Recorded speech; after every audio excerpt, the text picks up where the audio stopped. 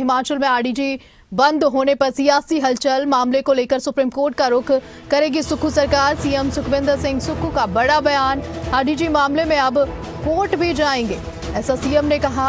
आपको बता दें, सीएम सुखविंदर सुक्खू का एक बड़ा बयान निकलकर सामने आया है, जहां पर उन्होंने कहा आरडीजी मामले पर अब कोर्ट भी जाया जाएगा। आरडीजी मामले को लेकर सीएम का बड़ा बयान निकलकर आया। सुक्खू सरकार, सीएम सुखविंदर सिंह सुक्खू का बड़ा बयान, आरडीजी मामले में अब कोर्ट भी जाएंगे।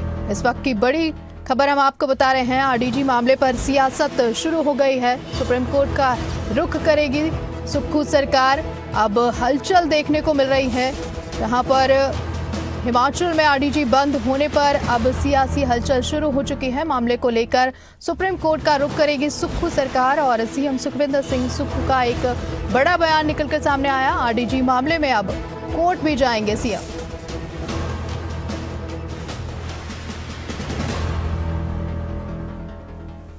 आरडीजी मामले पर अब सुक्खू सरकार का एक बड़ा बयान निकलकर सामने आया है। आरडीजी मामले में कोर्ट जाएंगे सीएम, ऐसा उन्होंने कहा है।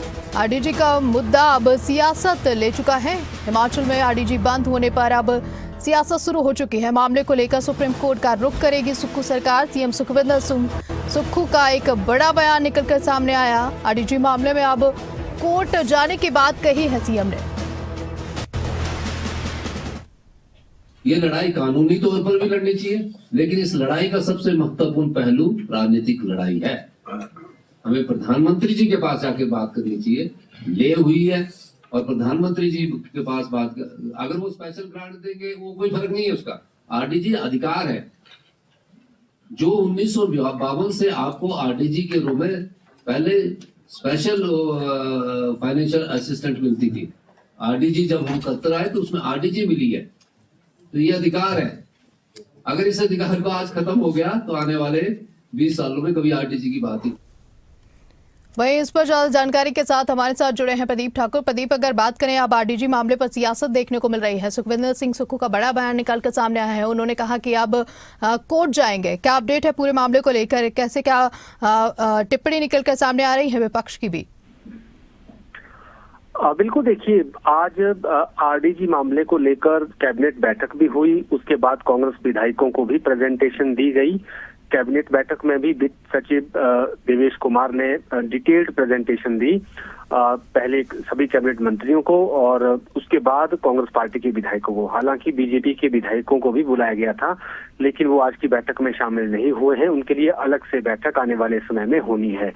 जो आज बातें निकलकर सामने आई है और वित्त सचिव ने जिस तरह से मीडिया के सामने सारी डिटेल बताई है कि आरडीजी खत्म होने के बाद प्रदेश की क्या स्थिति होने जा रही है, तो वो कहीं ना कहीं अब प्रदेश के लिए चिंता का विषय भी बन गया है।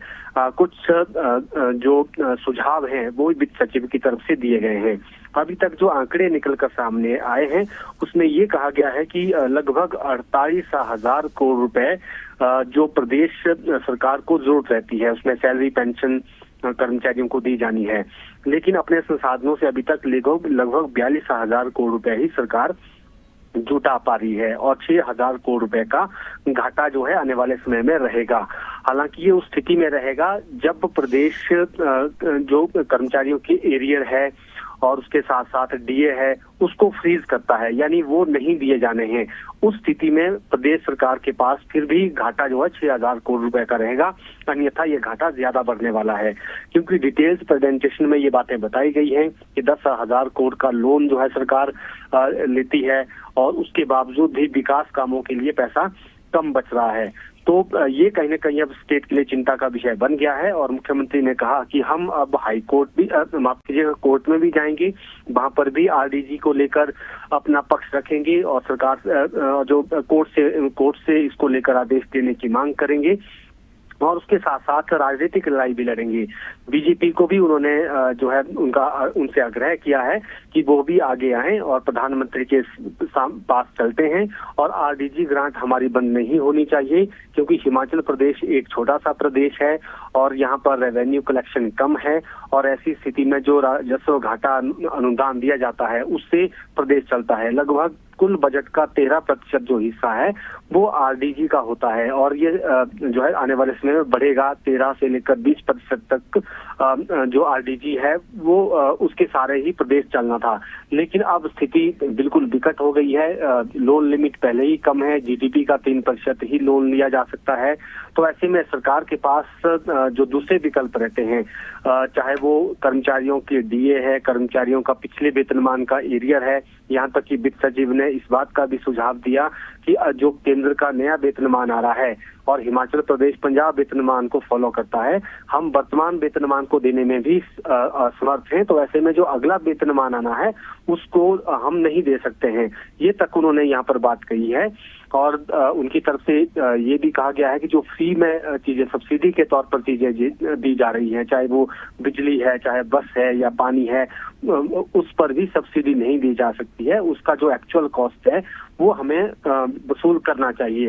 हालांकि ये केवल सुझाव हैं, उनको मानना ना मानना ये सरकार का अधिकार क्षेत्र है, कैबिनेट उस पर अंतिम फैसला लेगी। लेकिन जो उनकी तरफ से सुझाव दिए गए हैं बहुत सारे, वो जरूर कह सकते हैं हम कि वो सुझाव काफी महत्वपूर्ण है प्रदेश के लिए, अगर उन सुझावों को माना जाता है।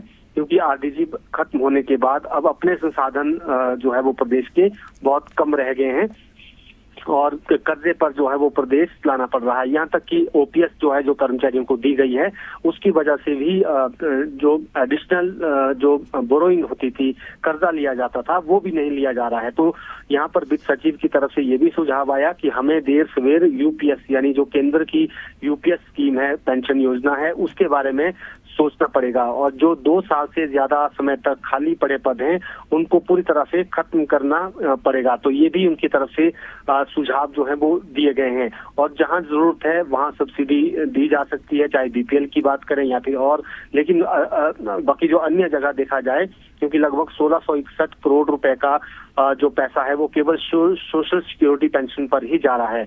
इसी तरह से जो हिमकेयर योजना है और इसी तरह से जो और भी इसी तरह की एमआईएस की योजनाएं हैं उसमें भी पैसा सरकार का जा रहा है, वो भी नहीं जाना, जो उसको रोकना चाहिए, कम करना चाहिए। और जो बिजली बोर्ड है उसको प्राइवेट करने की दिशा में भी आगे बढ़ना चाहिए, ऐसा भी एक सुझाव यहाँ पर दिया गया है। और सरकारी अमला उसको कम करना होगा, यानी जो सरकारी विभाग में कर्मचारी है उनका युक्तिकरण करना होगा, उनकी संख्या को कम करके जहां पर उनकी जरूरत है वहां पर उनको युक्तिकरण से लगाया जा सकता है। तो बहुत चलिए प्रदीप जी, नजर बना के रखिए। बहुत बहुत शुक्रिया तमाम जानकारी देने के लिए, हमारे साथ जुड़ने